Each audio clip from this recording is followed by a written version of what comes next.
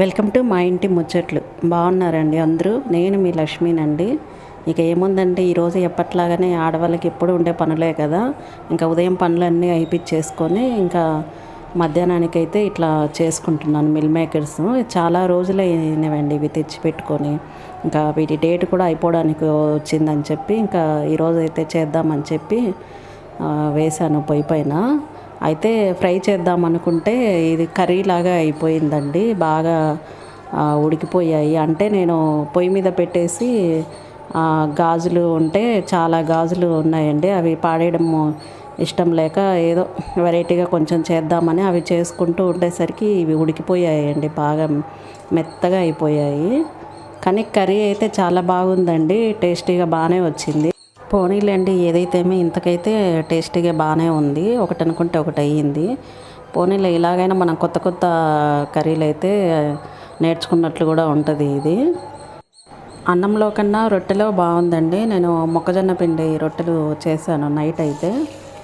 ఇంకా వాటితో అయితే తిన్నానండి. అన్నం కన్నా రొట్టెలోనే చాలా బాగుంది. కూర అయితే సింపుల్గా అయిపోయిందండి. ఇక మసాలాలు అవి ఇవి ఏమీ ఎక్కువ వేయకుండా కొంచెం ధనియాల పొడి, కొంచెం గరం మసాలా, కొద్దిగా అల్లం వెల్లుల్లి పేస్టు ఇంకా ఇవే వేసానండి. బాగానే ఉంది కూర అయితే కనుక. రోజు మనము అన్నం అయితే చేసుకుంటాం కానీ కూరలు ఈరోజు ఏం చేయాలి, రేపు ఏం చేయాలి, ఇంకా ఇదే ఆలోచన అండి. ఇంకా స్కూల్కి వెళ్ళే పిల్లలు ఉంటే ఇంకా ఆలోచన ఎక్కువ ఉంటుంది. ఏం చేయాలి, వాళ్ళకు నచ్చనివి ఏం చేయాలి అని. ఇంకా ఏదో ఒకటైతే సరిపెట్టుకోవాలండి. రోజు అన్నీ మంచిగా కుదరాలంటే అవ్వదు కదా. పిల్లలకైతే మనం ఎన్ని రకాలు చేసి పెట్టినా ఇంకా వెరైటీలే కోరుతుంటారండి వాళ్ళు. వాళ్ళని మనమైతే సాటిస్ఫై చేయలేమండి వాళ్ళకి నచ్చినట్లయితే. మా బాబు స్కూల్ నుంచి వచ్చి అది చూసి ఎట్లా చేసావు మమ్మీ అని అడుగుతున్నాడు. నువ్వు చేసి చూపిరా, నీకు 100 ఇస్తా అంటే వాడు ట్రై చేసి నా వల్ల అవ్వదులే మమ్మీ, నువ్వే చెప్పు ఎట్లా చేసినావో అని అంటున్నాడు.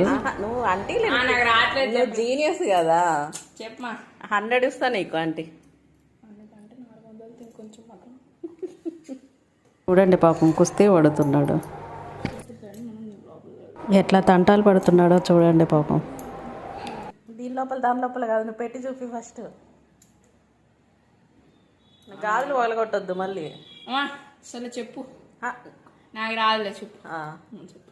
ఇలా అవి పగిలిపోయి ఉంటాయి కదా, చిన్నగా చిట్లు ఉంటాయి కదా. ఆ పగిలిపోయినట్లలో ఈ పగిలి రెండు కలిపి